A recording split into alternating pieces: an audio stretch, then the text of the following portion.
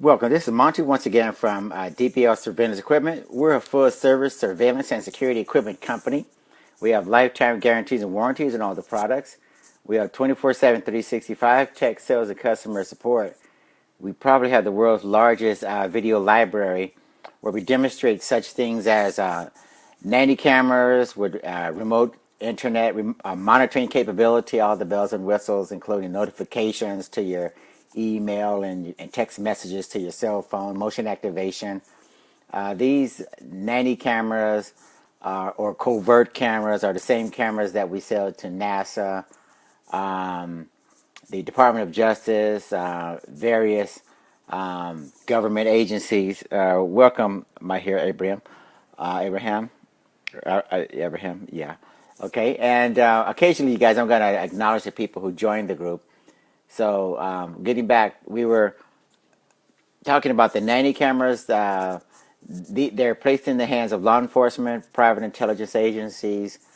Corporate America has a lot of them, so you can have them. Same state-of-the-art law enforcement grade cameras as well. And the bug detector, same thing, law enforcement grade, lifetime guaranteed and warranted. We support all the products 24/7, 365.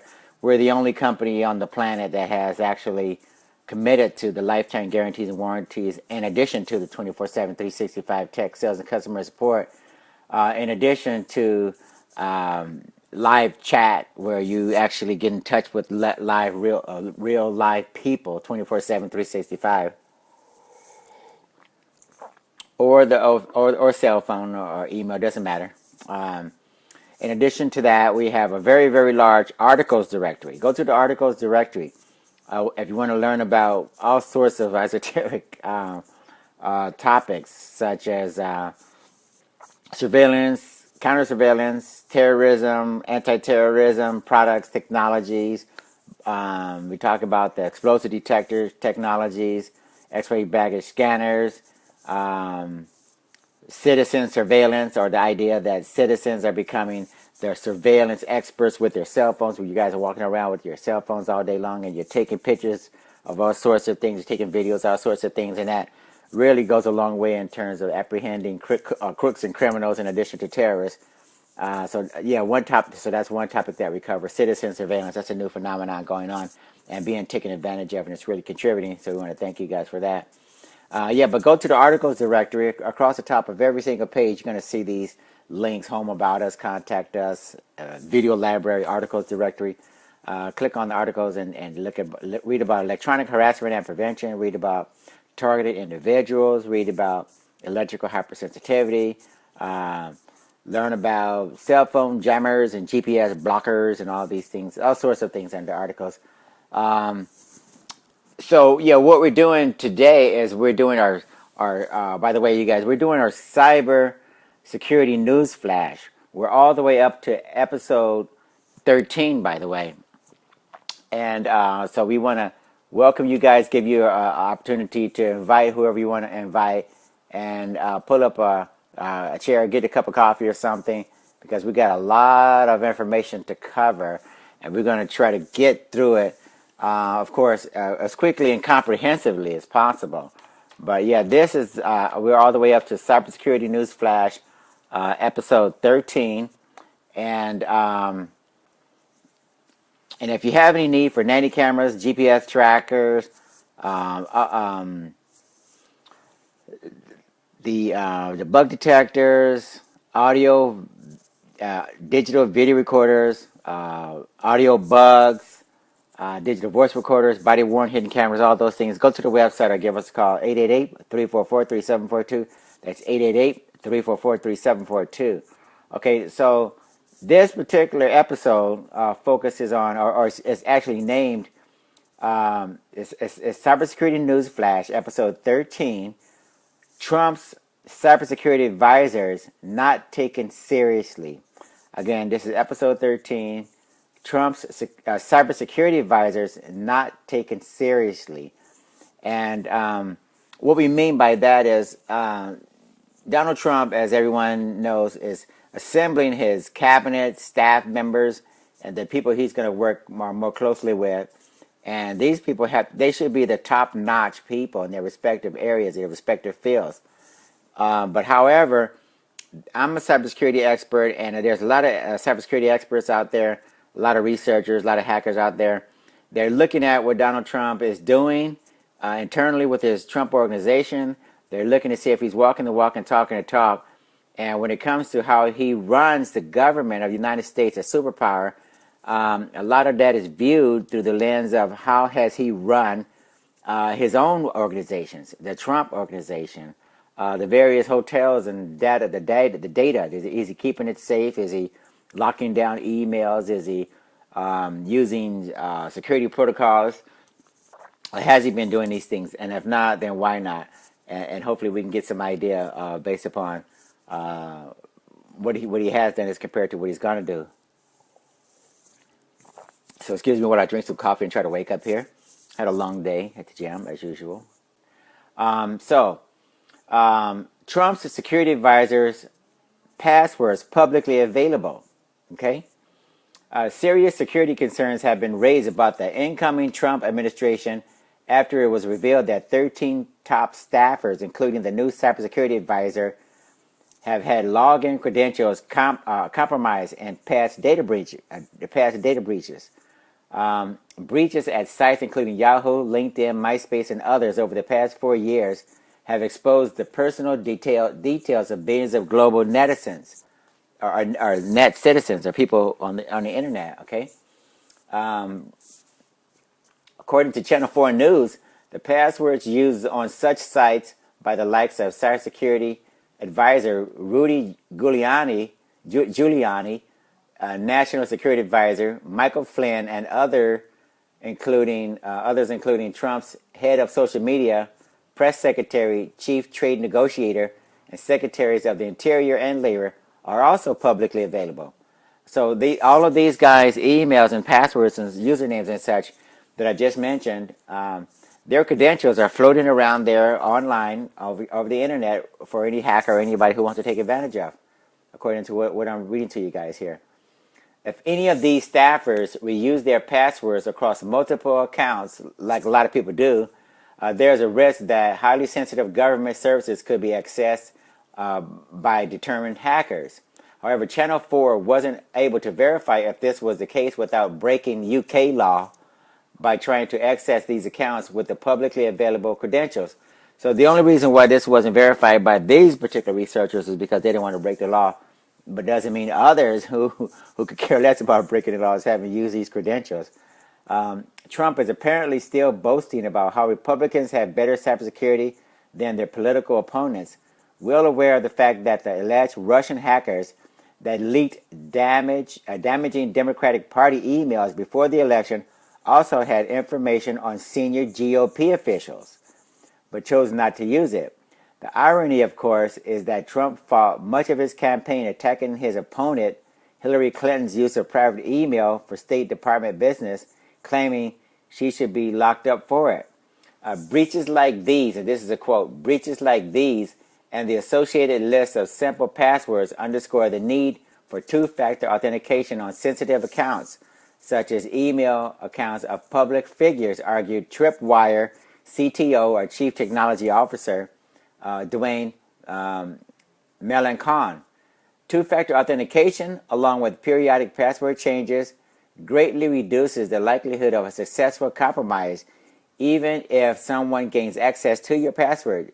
Two-factor authentication also mitigates much of the risk if someone reuses a password. So just so you guys will know, we covered two-factor authentication very comprehensively in episode 12. Two-factor authentication simply means there's an additional step, additional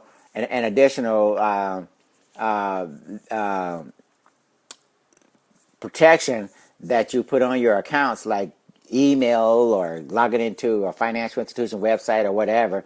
It just means that in addition to you putting your password or username in there, usually the website or the app or the program sends a text message or something to your phone, for instance. And unless you have that phone or whatever, you're not going to be able to get that 4 to 6 digit PIN password or something.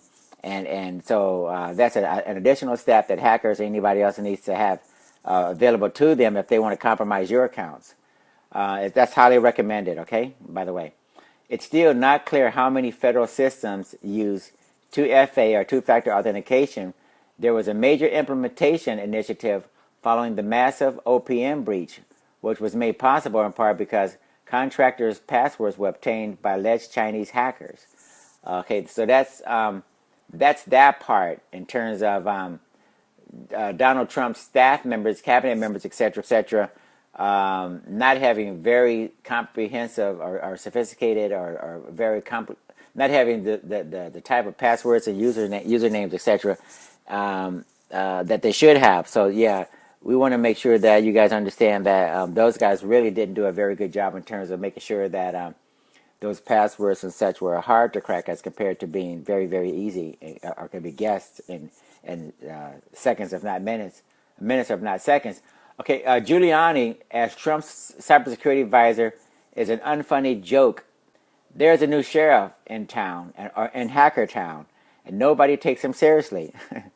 Before Rudy Giuliani was named Donald Trump's official presidential cybersecurity advisor, the former New York City mayor had made a number of things crystal clear about his intentions toward hackers and the cybersecurity industry. For one, he'd been pretty upfront about the fact that he got into cybersecurity deal making for the money. Okay, so he's boasting about the fact that he wants to make a lot of money, needs to make a lot of money or something by getting into cybersecurity. Giuliani was emphatic over many years and had every opportunity that he was going to be the guy to solve cybersecurity. Okay, even that sounds kind of simplistic, solving cybersecurity. But this is one thing that Giuliani, for whatever reason, thought he'll wave his magic wand or something and completely solve cybersecurity, which we all know that's virtually impossible. Hacking, he said, on several occasions was like cancer.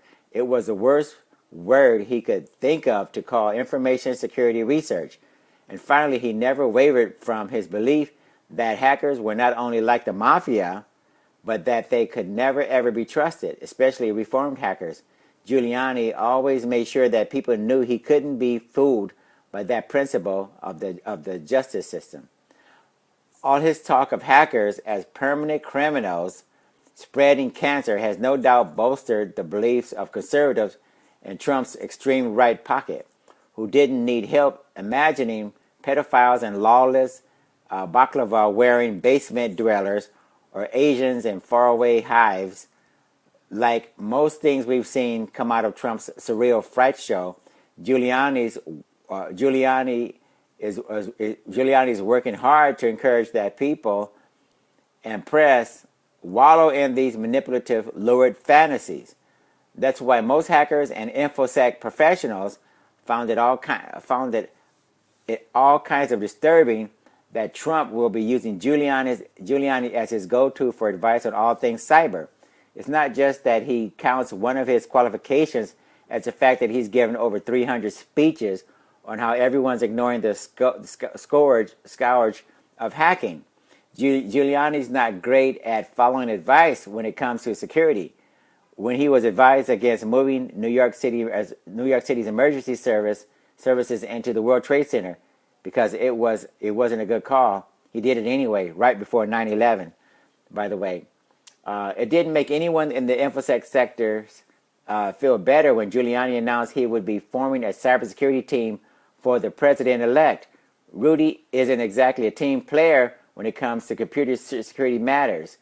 When the New York Police Department commissioner built a computer statistics team for crime, Giuliani did the equivalent of having him banished, forcing him out to prevent credit going to anyone but Giuliani. So that's rather revealing that the NYPD commissioner builds a computer statistics system only to have Giuliani get rid of him immediately after and take over, so Giuliani could get the credit. And giving 300 speeches has absolutely nothing to do with being a credible cybersecurity expert, by the way. But for some strange reason, Giuliani thinks, according to the number of speeches you've given, that determines your level of competency, and nothing can be further from the truth. According to the Trump's transition team's official announcement, Rudy's team will advise the leader of the free world on issues concerning private sector cybersecurity problems and emerging solutions developing in the private sector. Okay, and things only get worse from here, you guys. The minute the announcement was made, InfoSec denizens did impromptu security assessments of GiulianiSecurity.com and GiulianiPartners.com. Now, just so you guys will know, I went to GiulianiSecurity.com and I went to GiulianiPartners.com, and neither of those sites were functional. They looked like they were actually for sale and just basically not operating at all. Let me see if I can find. I took a screenshot of those sites, GiulianiPartners.com.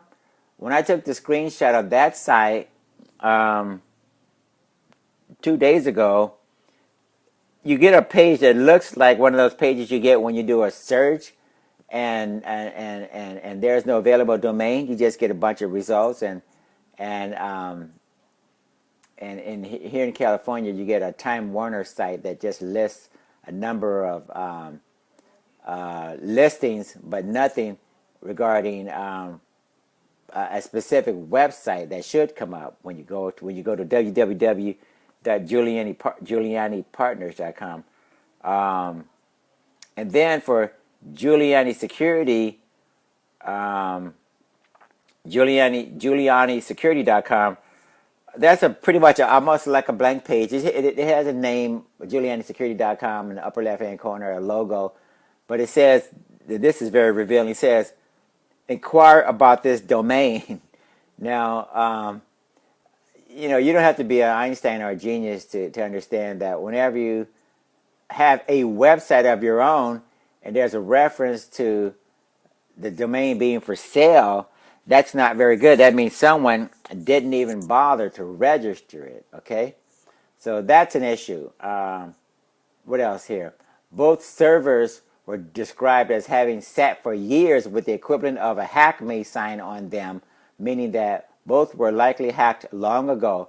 The laundry list of years-old unpatched vulnerabilities, nearly 24 active exploits, and overall security failures was astonishing. So this basically says that some researchers or hackers, whatever, did some penetration testing and found numerous or an astonishing amount of vulnerabilities, and they're making this available to the whole world. And just letting you guys know, this guy shouldn't be anywhere near cybersecurity. Shouldn't be responsible, having anything to do with cybersecurity efforts for anyone, let alone the White House. Team Giuliani didn't respond to all the public attention around the nearly comic website security failings of both sites, just as I read to you. But by January 14th, both GiulianiSecurity.com and GiulianiPartners.com suddenly failed to resolve in DNS, making both sites unavailable to the public. But as of this writing, the server addresses remained, and we got some IP numbers that represent the websites, showing that whoever attempted to pull the sites only removed the DNS entry, but left Giuliani's vulnerable servers online. So they didn't even do a good job realizing that Giuliani's team weren't going to put the sites online. Officially, they try to remove them, but it looks like you can still access them using the IP numbers, and anybody can do a query and find out the specifics in terms of all the vulnerabilities that are talked about. Okay, whether or not Giuliani manages those servers himself is besides the point. This is the worst possible resume anyone in this position could have. It's embarrassing and avoidable, and displays a blatant disregard for even the most basic cybersecurity practices. It is the behavior of someone who carelessly believes he is an exception to the rule everyone else must live by. It sends a terrible message to an industry struggling for both legitimacy and the voice with regard to U.S. policy in every way possible. Giuliani has been interested in cybersecurity since he read an FBI report in 2003 predicting a hacking crime wave and instantly decided he needed to build a business around it. That business was Giuliani Partners, a security consulting company. His naming to Trump's post comes 1 week after Giuliani Partners announced its new partnership with BlackBerry. The recently released BlackBerry Secure Platform will provide the underlying software for Giuliani Partners, cybersecurity consulting product, whatever that will be. So that was a weird partnership between GiulianiPartners.com and BlackBerry Secure Platform. Just so you guys know, it really didn't result in anything credible. Under these auspices, the future of cybersecurity policy looks dark. Given how much Giuliani hates hackers and believes he's the king of cops, we could probably expect to see the cybersecurity version of stop and frisk coming out of Trump's inevitable, opportunistic, Giuliani-led cybersecurity working group. It's clear the new powers that be didn't think very highly of hackers and hacking, nor do they understand the subtleties of how hackers are actually the entire underpinning of InfoSec, or InfoSec means information security, let alone how important it is to this sector that someone like Giuliani models even the most basic website security. By Giuliani saying stupid things about InfoSec while pretending entire hacking communities didn't just call out his own cybersecurity as literally the worst possible ever. He's a complete hypocrite for even stepping into the ring. And if there's anything that gets exposed faster and louder than an anti-gay senator on Grindr, it's hypocrisy and security. This is a business and culture that believes the teeny tiniest details really matter and has witnessed firsthand that one careless step can topple businesses and ruin lives. Unlike Rudy Giuliani, the people in cybersecurity have dedicated everything to giving a shit about getting things right. So we just want to make sure you guys understand the how important these particular paragraphs are.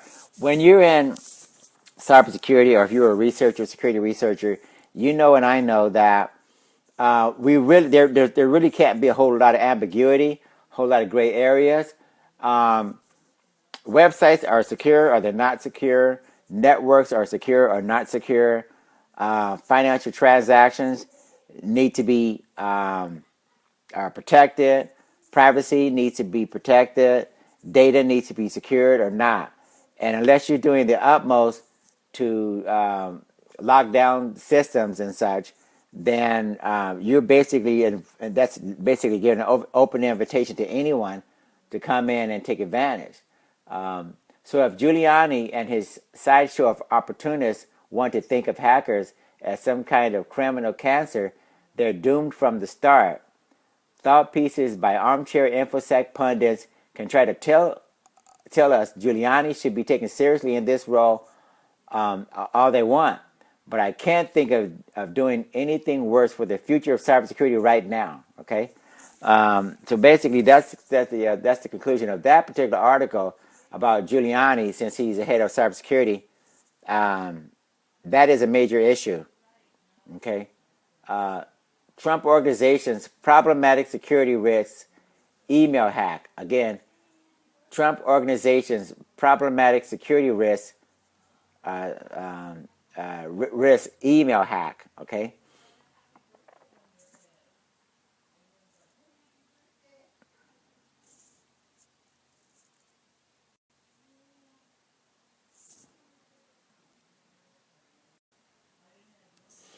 Just 1 second, you guys. Carolyn, Carolyn, Carolyn. I can hear you. So yeah, moving right along. Let's get a little bit distracted in the background. Trump Organization's problematic cybersecurity risk email hack. In other words, the Donald Trump Organization, the way it's set up right now, their email system is vulnerable to hacking. Donald Trump may want to worry less about the Mexican border wall and more about his firewall. A computer security expert finds that Trump Organization's email servers use software that hasn't had a security update in 13 years. The Trump Organization could be wide open to email attacks based upon the findings of Kevin Beaumont, a security expert and researcher. So we talked about this, and I think the last episode, number 12. Basically, Kevin Beaumont is a highly regarded, highly respected researcher, security researcher, and he talked about the vulnerabilities of Donald Trump organization's email servers. And it seems to be laughable, unfortunately, because the updates haven't occurred in 13 years. And but let me just read a little bit of this to you. So we'll review some of this, some of what we covered last time. I decided to Google Trump email addresses to see what their systems look like. Beaumont told Fortune magazine, "I did not see what I expected." By using public records, Beaumont discovered that the Trump Organization is using Microsoft Windows 2003 for their email servers. The last time Microsoft offered support and patches for Windows 2003 was in July 2015, meaning that the decade-old server has been open to attacks and hacks for over a year. Cybersecurity standards. Let me see. I went to Kevin Beaumont's Twitter page and looking at the comments from various cybersecurity researchers or hackers. The comments aren't very encouraging in terms of what people are saying about the vulnerabilities that are available for everyone on the planet to see regarding Donald Trump organization's email service and their own cybersecurity practices at home that are not very encouraging. Kevin Beaumont, let's see, and let's see, what is this? Windows 13 does not employ many of the security measures that have come to be necessary in 2016, such as two-factor authentication or mobile device management options. Beaumont also pointed out that almost all aspects of the server are unsupported by Microsoft. The Outlook web app is here. There's a link to that. Everything from OS to IIS to Exchange is unsupported. And they're running Active Sync is also. And a lot of these are just very, very old and shouldn't be running at all. Running outdated software and operating systems for your publicly facing email infrastructure is problematic, especially when you're a high-profile organization, Beaumont told another magazine, Motherboard, rather. During an election where cybersecurity is such a big issue, I was a little amazed at what I saw. The Trump Organization responded to the discovery by sending a statement to Motherboard saying, "The Trump Organization deploys best-in-class firewall and anti-vulnerability technology with constant 24/7 monitoring. Our infrastructure is vast and leverages multiple platforms which are constantly monitored and upgraded using current cybersecurity best practices." Trump Corp have issued a statement saying it doesn't matter if they run Exchange on Windows 2003 Internet because they have a firewall. This is really laughable, mainly because just running a firewall is sort of like saying, I have strong walls from my home, but meanwhile the windows and the doors are actually unlocked. If you go, there's a link to Kevin Beaumont's Twitter page. A lot of hackers and a lot of cybersecurity researchers are commenting about the idea that you can just have a firewall and outdated and outmoded operating systems and infrastructure is really laughable.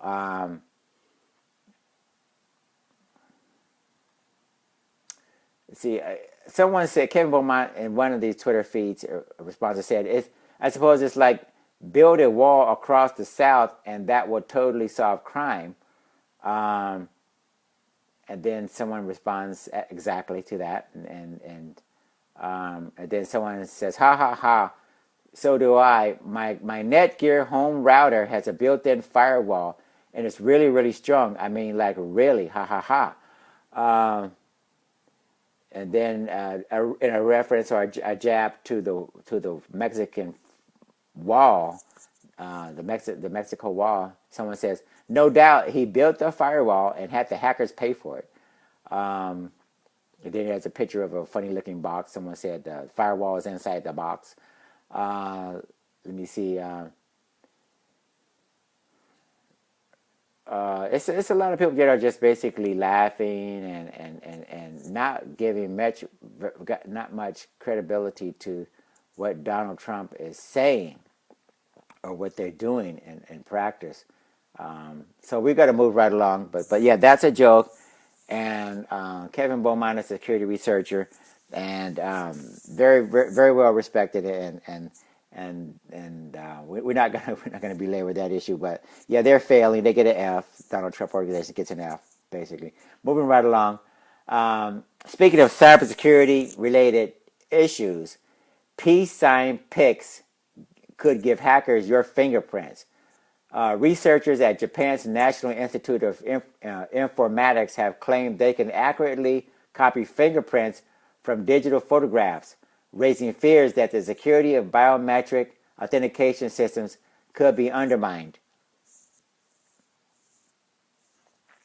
Carolyn, can you do me a favor? You mind that light right there? Just turn the switch, I think, or something. Yeah, there you go. Thanks. Asayo Eshigen from the Institute told the Senkai Shinbun that his team was able to copy fingerprints based on photos taken from as far away as 3 meters, as long as they're in focus and with strong lighting, AFP reported. Just by casually making a peace sign in front of a camera, fingerprints can become widely available, the researcher claimed. So basically, guys, when you're holding up your fingers, doing a peace sign or some other type of gesture, if someone were to magnify that, and if a very, very clear picture or something, theoretically, they're saying that they could capture your fingerprint, duplicate it, and use those biometrics to compromise certain security protocols that could be associated with you getting into your bank or getting into a financial institution or getting access to government corporate offices or something using biometric equipment, because they copy your fingerprints and they duplicate it with 3D modeling or something like that and steal your biometrics. So that's kind of important. That's kind of interesting to know. He argued that anyone could do so without the need for advanced technology. Social media, especially in Asia, is filled with the images of individuals doing the 2-fingered peace sign, taken with the increasingly powerful digital cameras found on smartphones. That could lead to fears over the security of fingerprint-based authentication systems, although it's not clear how easy it would be to transfer a captured fingerprint into a form which could be used to authenticate. Researchers famously cracked Apple's Touch ID system in the iPhone 5 and 6 models, but the method required a laser-printed image of the fingerprint and through a convoluted process of creating a mold with pink latex milk or white wood glue. The skill, patience, and time needed to do so would deter most criminals. However, some commentators said the research still serves a valuable purpose in highlighting the problem with static biometric identifiers. Robert Capps, VP of Business Development at biometrics firm New Data Security, argued that humans leave fingerprint data behind on everything they touch, adding that researchers have also been able to use photographs to trick iris scanners. Once biometric data is stolen and resold on the dark web, the risk of inappropriate access to a user's accounts and identity will persist for that person's lifetime. As the most stringent of authentication verifications deploy physical biometrics, such as immigration and banking, physical biometric data will become very desirable to hackers, he argued. We can expect more creative attempts by hackers to capture this information. The benefit of passive behavioral biometrics is that the information used to uniquely identify a person is passively collected and dynamically analyzed and has extremely limited shelf life of usefulness, making theft and successful reuse of raw behavioral signals nearly impossible. For consumers, another option would be to wait 2 years until the NII launches a new transparent film currently in development, which is designed to hide the wearer's fingerprints. Okay, so that covers that part of biometrics or fingerprints being captured with high resolution smartphones and such, and being transferred to the physical realm by using wood glue or some sort of putty or whatever they're using. So just be aware of that. Something to keep in mind. Hackers are becoming more and more sophisticated in terms of duplicating the fingerprints and the handprints or whatever. Okay, moving right along. GoDaddy forced to revoke 9,000 SSL certificates. Domain registrar and certificate authority giant GoDaddy has been forced to revoke 9,000 SSL certificates after discovering that a bug introduced way back in July caused the domain validation process to fail in some cases. General Manager of Security Products Wayne Thayer claimed in a blog post that it found out about the flaw introduced in July 29th is when that was discovered. It effectively meant that for 2% of its customers, SSL certificates were sometimes validated when they shouldn't have been. Thayer explained, in a typical process, when a certificate authority like GoDaddy validates a domain name for an SSL certificate, they provide a random code to the customer and ask them to place it in a specific location on their website. When their system searches and finds the code, the validation is complete. However, when the bug was introduced, certain web server configurations caused the system to provide a positive result to the search even if the code was not found. The certs were revoked, and as a precautionary measure, and affected customers have been told new ones have been requested at no extra cost. They simply need to log into their account and begin their certificate process. The bug, which was introduced during a routine code change, has since been fixed. However, if affected customers don't change their certificates, visitors to their sites may see error messages and warnings presented by their browser, Thayer explained. GoDaddy was at pains to point out that this was the first such incident in 13 years it has been issuing certificates, of which there have been roughly 10 million. However, Venafi chief security strategist Kevin Bochek argued that this is not an isolated incident when looking at the industry as a whole, with similar mistakes by GlobalSign and Symantec, both leading to customer disruption. Trust in digital certificates enables the global economy and impacts every internet user, business and government, but organizations rely on manual methods to manage them. To protect your business, you must know the location of every certificate in use and be able to replace any of them instantly, he added. As the use of cloud, mobile, and IoT devices drives an explosion in demand for digital certificates, businesses need to be prepared to respond to an increase in errors and security compromises from certificate authorities. So basically, there's a number of organizations that issue SSL certificates, and this particular validation process that GoDaddy was using is very common. As I mentioned, you get a code, a random code, place it into HTML on your website. GoDaddy searches your site, verifies that code, and then your certificate is actually activated. But however, the bug caused the validation process to be skipped, basically. So a lot of certificates that should not have been authenticated were indeed authenticated or activated. Okay, so that's so much for GoDaddy and that particular issue there. Moving right along. Employers face skills gap for security workers.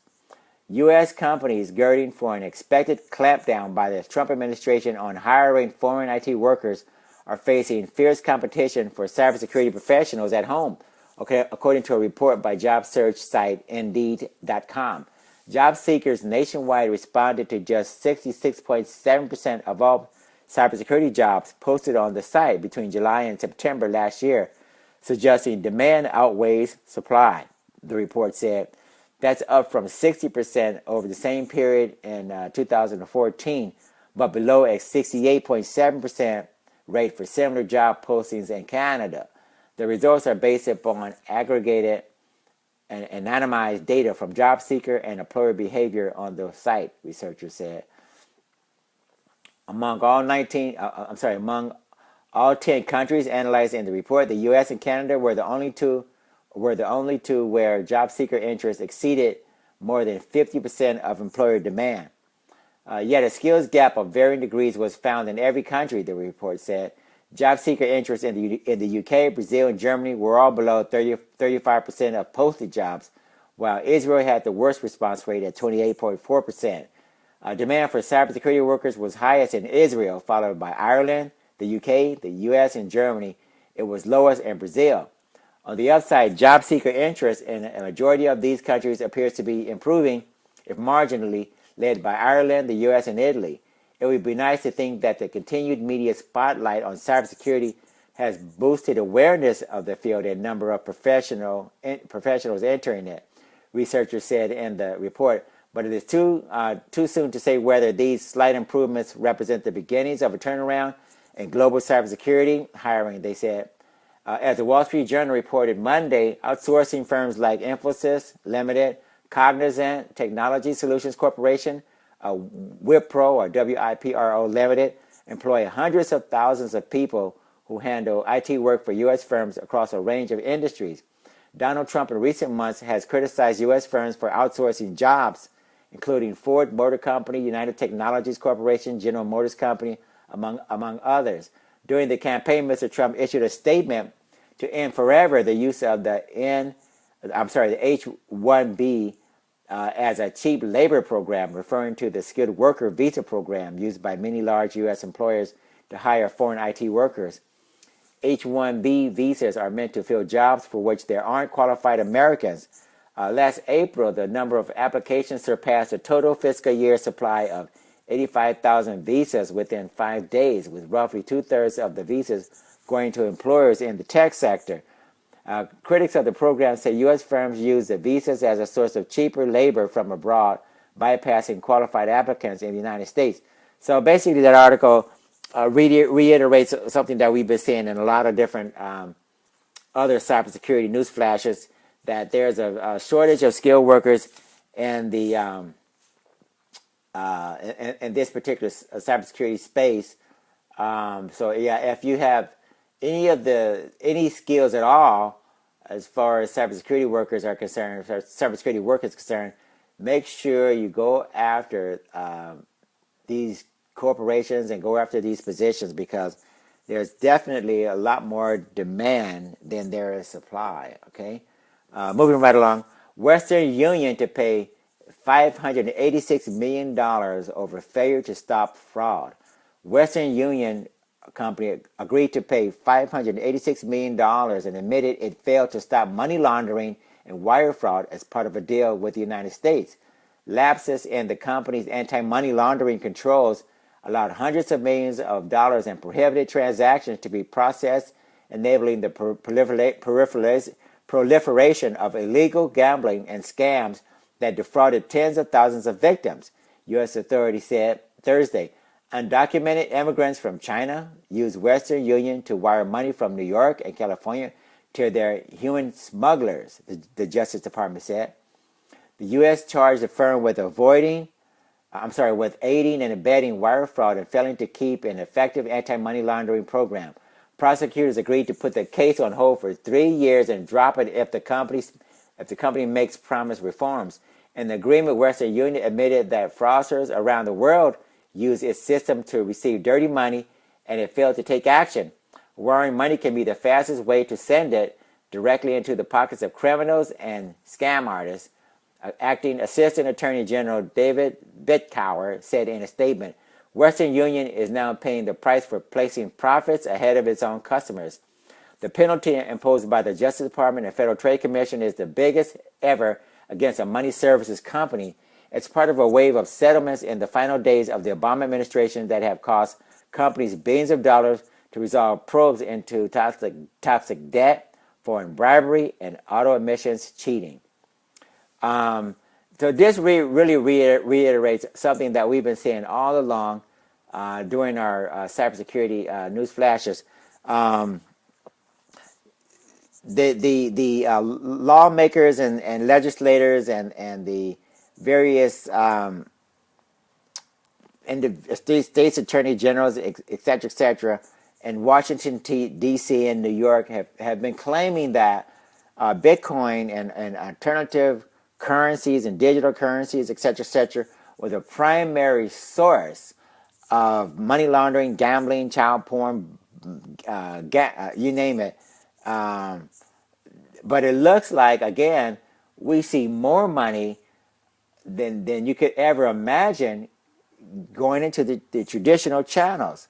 Dollar-based money finance, money transfer services firms, banks, the HSBCs, the Wells Fargos, the Citibanks, the same culprits are always the ones that come up in these articles, and this is where the crime is actually taking place. It's not Bitcoin. It's not alternative digital virtual currencies.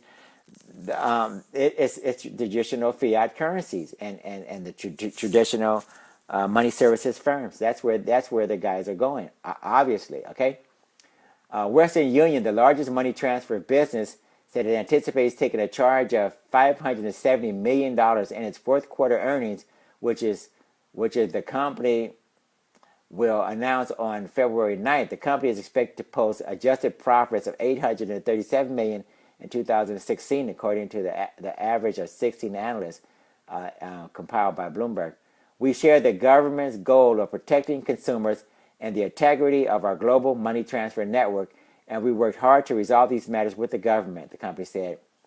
So Western Union shares fell 3.3% to $21.13, and plunged in New York by at least 6%. Western Union's global compliance network is both the company's greatest asset and also its greatest liability, given the ever-increasing cost of compliance and the increased level of complexity in the global remittance system. Daniel Perlin, an analyst at RBC Capital Markets, said in a note to clients. Thursday's agreement highlights the continued cost burden to maintain and support its global network, he said. Well, that's all BS, because when you think about it, traditional money transfer businesses, etc., like MoneyGram, Western Union, etc., they just don't have the technologies, the security protocols are not there. These are dinosaurs waiting to go extinct. Okay, blockchain and Bitcoin and such, with the public ledger being auditable anytime, that is a huge deterrent. Okay, criminals and such, they don't want everyone in the world to use the virtual currencies and such as the Bitcoins and the altcoins, because again, the public ledgers are such that it reveals a lot of information, and it's immutable, and it can't be tampered with, and we really need to make the transition over to these other more digital, more advanced technology solutions, payment systems, as Bitcoin and blockchain is compared to the Western Unions and the MoneyGrams, etc. Human smugglers. The U.S. said it uncovered hundreds of millions of dollars being sent to China in structured transactions designed to avoid reporting requirements under federal bank laws. It said that much of the money was sent by undocumented immigrants to human smugglers. Western Union agents, typically retail chains or convenience stores that offer company services, were also complicit in schemes that defrauded people in the United States. The government said fraudsters contacted victims in the United States and falsely posed as family members in need or promised prizes, lottery winnings, job opportunities.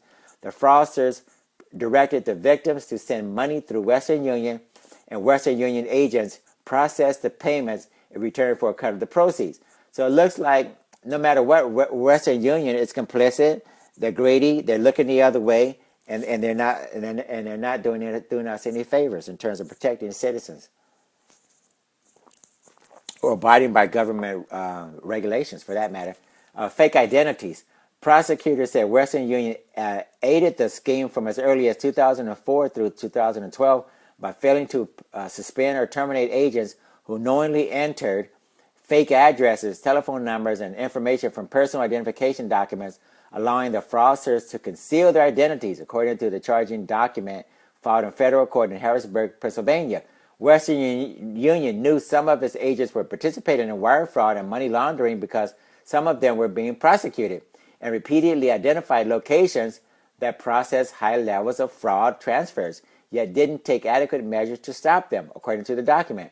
The company identified more than 500 million in consumer fraud transactions sent through its agents between 2004 and 2012. Yet employees knew the total amount was higher from analysts' internal reports, according to the document. In 2004, an employee drafted guidelines that would require an investigation of any agent who had 10 money transfers that had been flagged by consumers in a 60-day period. The company didn't adopt the policy, which the government said could have resulted in suspensions or terminations of more than 2,000 agents over 8 years, according to the document. One agent in Peru accumulated 294 consumer fraud reports, totaling almost $800,000 in a 9-month period between 2011 and 12. State probes. Western Union is still facing probes by state attorneys general into the adequacy of its consumer protection efforts, the company said in filings with the U.S. Securities and Exchange Commission. In 2010, the company agreed to pay $94 million to settle civil and criminal investigations by the Arizona Attorney General's office. However, undercover state police posing as drug dealers bribed Western Union employees to illegally transfer money, prosecutors said. Workers in more than 20 Western Union offices allowed customers to use multiple names, pass fictitious identifications, and smudge their fingerprints on documents, according to court records. The case is United States versus Western Union, 17th Circuit, U.S. District Court, Middle District of Pennsylvania, Harrisburg. So this is a blaring example of what happens when you have these behemoths that dominate various industries. They got a monopoly position, and they have the oldest, outdated, antiquated systems, infrastructure. The personnel, the people running these companies really don't get it, really refuse to acknowledge that these systems are not up to par for handling digital financial transactions in the 21st century. Even fiat currency is a major problem with these guys. Remittances business is $70 billion at least annually, I think, and or $700 billion. I have to calculate again, but that's a major business. And those guys, Western Union and MoneyGram, and those guys don't want to give it up. And no matter what, at the end of the day, they're gonna do everything imaginable to keep that franchise, to keep that lock on that particular business. And but people need to go to jail. People need to be prosecuted, and those guys need to be shut down immediately. And we need to implement again Bitcoin blockchain based technology to get to make sure the remittances are getting sent back and forth across countries lines, and we need to ring out all of the padding and all of the excessive fees that are associated with transferring money, wire transferring money from country to country. People in developing countries just are getting raped left and right by Western Union, MoneyGram, and those guys. It's just horrific. Moving right along, shadow brokers return with more elite NSA cyber weapons. Shadow brokers are back with another cache of weapons lifted, they say, from the National Security Agency, best known for claiming to have stolen advanced cyber espionage tools developed by the NSA's elite spy team and then attempting to auction them off. This group of black Hats is credited with publishing exploits, vulnerabilities, and hacking tools. In August 2016, they sold a partial batch of code supposedly stolen from the NSA-linked Equation Group for 1,000 bitcoins, but their efforts quickly descended into the realm of comedy as dark web denizens opted not to bid for the rest of the trove. The shadow brokers is not interested in fame. The shadow brokers is selling to be making money, the hacker said in a plaintive sounding note posted on the auction page back in October, 2 months after the auction opened. Expert Peoples is saying the Equation Group firewall toolkit worth $1 million. It's saying that the Equation Group firewall kit worth $1 million. Okay, the shadow broker is wanting that $1 million. Okay, so it's kind of like broken English here, but basically, this Equation Group firewall toolkit is for sale. Supposedly, it was stolen from the NSA, and it's available on the dark web. If anybody has an extra $1 million, they can buy it.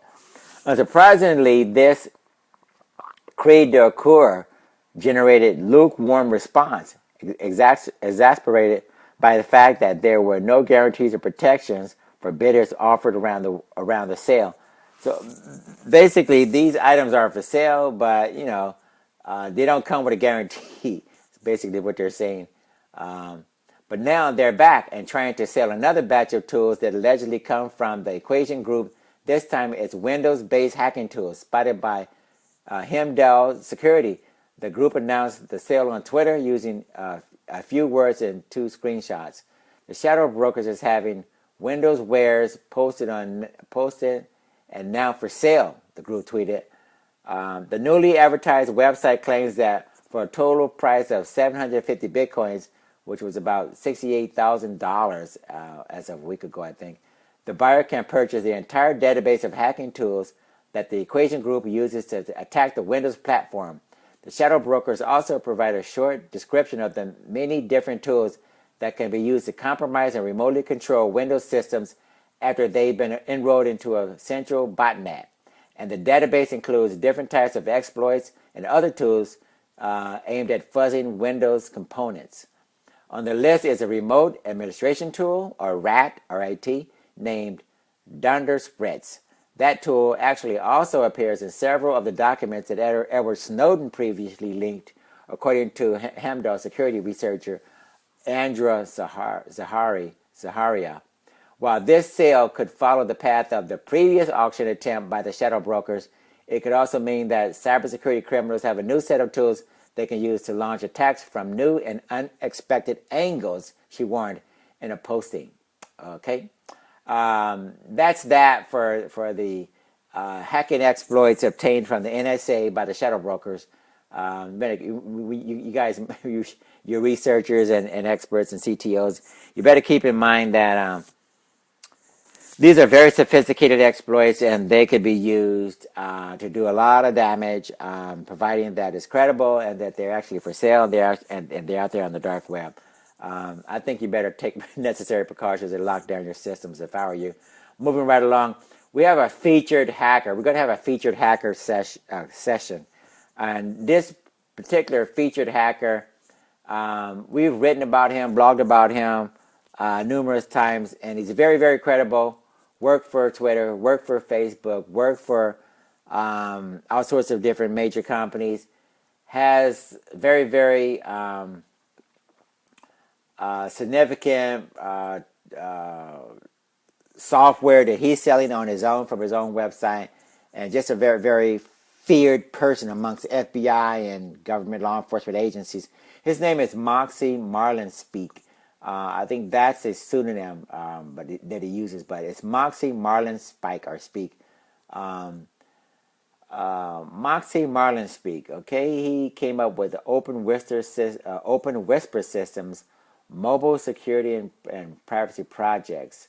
He has something called Cloud Cracker, a cloud-based cracking service. Upload a hash, WPA capture, NTLM hash, or crypto SHA 512 hash, and Cloud Cracker will launch a dictionary attack across a cluster of GPUs and CPUs, jobs that would take over 5 days on a contemporary dual-core desktop machine, take an average of 20 minutes on our cluster, claims Marlin Speak.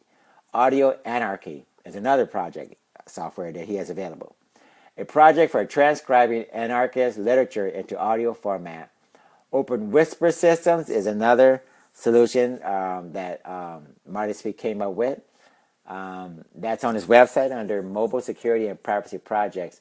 He has something called TAC, Trust Assertions for Certificate Keys, is an internet draft for a dynamically activated public key pinning framework that provides a layer of indirection away from certificate authorities, but is fully backwards compatible with existing CA certificates and doesn't require sites to modify the existing certificate chains. Marlin Speak knows how to compromise SSL, basically, is the bottom line. So you have every reason to be fearful of Moxie. Let's see what else we want to talk about here regarding Moxie. In 2010, Marlin Speak was the Chief Technology Officer and co-founder of Whisper Systems, an enterprise mobile security startup company. In May 2010, Whisper Systems launched TextSecure and Redphone. These were applications that provided end-to-end encrypted SMS messaging and voice calling, respectively. The company was acquired by the social media firm Twitter for an undisclosed amount in late 2011.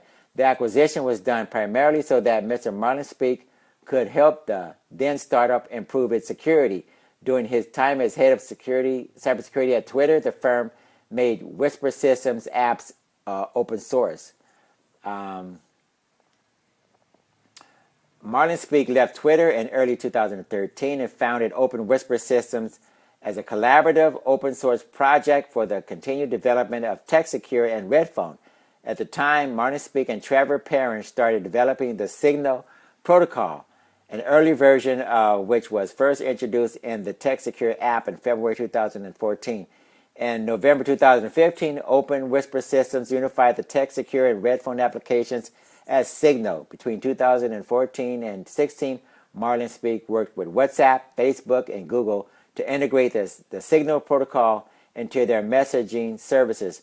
So obviously, Facebook and Google and Twitter and everyone else considers the expertise of Marlin Speak to be phenomenal enough to hire him to work on secure messaging. WhatsApp is a major threat to law enforcement because it's highly encrypted, highly secure, and Marlin Speak is the person who's making this happen. So our hat goes off to Moxie Marlin Speak for being the public enemy number one and the major white hat hacker as of this time. Okay, so that's our featured hacker for today, and we're going to wrap up this particular session. And I think we covered a lot of topics. Again, this is episode 13 and entitled Trump's Cybersecurity Advisors Not Taken Seriously. Okay, that's the title. And if you guys have any comments, questions, criticisms, go to the... we're going to put this on YouTube and Facebook. Go there and make comments, criticisms, or suggestions. Let me know what you think. And if you have any need for nanny cameras, explosive detectors, X-ray baggage scanners, bug detectors, GPS trackers, audio bugs, etc., give us a call, 888-344-3742. That's 888-344-3742. We appreciate it when you guys join us in these sessions, and we look forward to having you again in the next session, okay? All right, you guys. Have a great day. Thank you. Take care. See you later. Bye.